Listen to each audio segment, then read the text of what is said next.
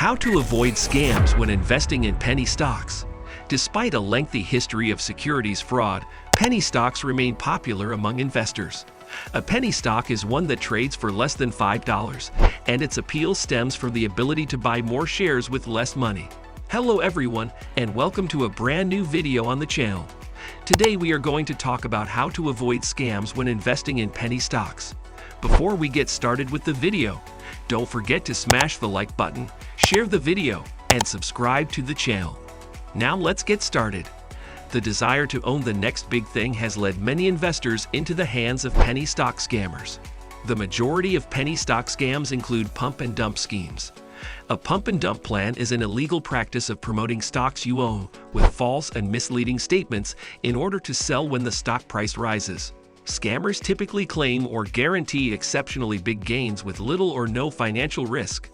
If you pay carefully, you can identify a penny stock fraudster. Here are 5 certain ways to spot scammers and avoid losing money on pump and dump schemes. Promised high profits. Whenever an offer appears to be too good to be true, it is almost always the case that it is. People who engage in penny stock scams are able to persuade investors to buy stocks by making unrealistically large return promises. Guaranteed returns. Scammers take advantage of investors by promising them a guaranteed return on investment, ROI, in an effort to entice victims who are unaware of the scam. Because no one can promise an outcome from the stock market with 100% certainty, this is typically a warning sign. When it comes to sales talks, this kind of guarantee is on par with a Ponzi scheme. Cold calls to invest. It is quite likely that a con artist is attempting to promote a pump and dump scheme if they contact you by email or phone and urge you to invest in a specific stock. It's possible that these calls will employ high-pressure sales techniques. The most effective course of action is to put an end to calls of this nature and to block the individual. You should steer clear of subscribing to newsletters and email alerts that are generated by stock promoters that you do not trust, and instead look for information about finances from a source that you can rely on. Trust your research. Scammers who pretend to be selling penny stocks will go to great lengths to convince you and satiate your curiosity. They might have the ability to write press releases that have an official appearance and highlight new product development, sales, acquisitions, and revenues. On your own, you are responsible for conducting your study using a financial source that is impartial.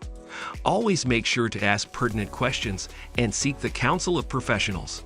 The income statement and balance sheet are typically strong indicators of the situation. Steer clear of businesses that are unable to produce a statement. Many penny stock companies fail to submit the SEC required reports because the bulletin board does not mandate it. Because there are no reports available, you are in a position where you can make decisions regarding investments or transactions based solely on hearsay. Invest within your risk limit.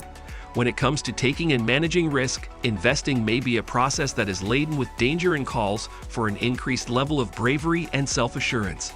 Price volatility in the stock market is unavoidable and to be anticipated. However, there is a thin line that separates irresponsibility from taking a risk that is fair. Avoid risking more money than you can afford to lose. In 1990, as part of the efforts that were taken to prevent fraud with penny stocks, the United States Congress passed a law called the Penny Stock Reform Act.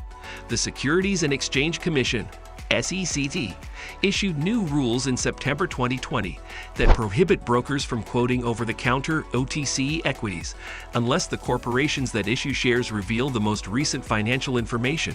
This action was taken with the intention of putting an end to the pump and dump scams that are associated with penny stocks. In the world of online stock trading, finding the proper online stock broker that aligns with your trading or investing objectives might be the difference between a trading experience that is frustrating and an investment trip that is successful. Before choosing a broker, it is important to pay attention to the broker's reputation. You can determine the level of consumer satisfaction by reading internet reviews and feedback. When it comes to trading, the finest brokers are those who provide exceptional customer service, access to the exchanges that comprise the penny stock market, a fee structure that is reasonable, and trading tools. For your convenience, Benzinga has produced a list of some of the most reputable penny stockbrokers currently accessible. Doing research will allow you to locate and invest in legitimate penny stocks. which will allow you to significantly increase your profits. There were a lot of penny stock companies that were successful. Inexperienced investors, on the other hand, are cautioned to proceed with extreme caution in order to avoid falling victim to penny stock scams. A number of penny stocks are not fraudulent.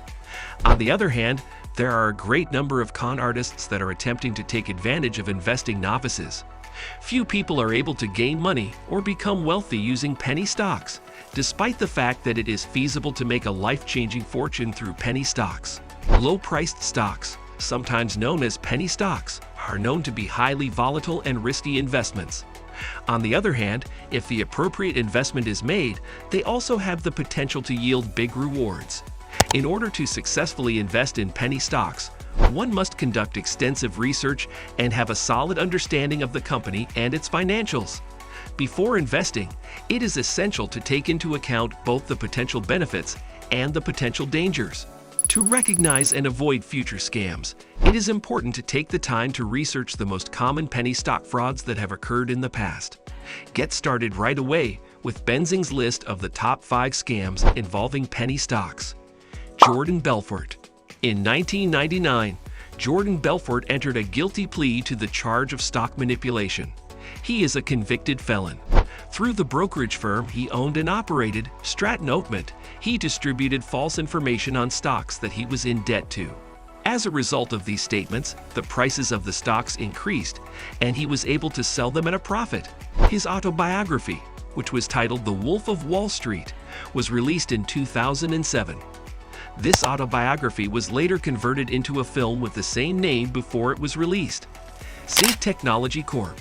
Despite the fact that it does not generate any revenue, Sync Technology Corp., which is a penny stock business, had a temporary increase in value to $6 billion. According to the findings of the investigations, Sync was a shell business that did not have any tangible assets or revenue of record. The primary objective of the organization was to organize a pump and dump transaction for $300 million that involved at least 100 investors. ZZZZ Best Incorporated. It was possible for Barry Minkow, the proprietor of ZZZZ Best Incorporated, a carpet cleaning firm, to persuade investors that he was in the process of constructing a corporation worth multiple millions of dollars. In order to accomplish this, he fabricated over 10,000 forged documents and receipts for sales. Prior to his being discovered, investors purchased his vision, which resulted in the stock price increasing from $4 to $18 per share. Jonathan Lebd Scam.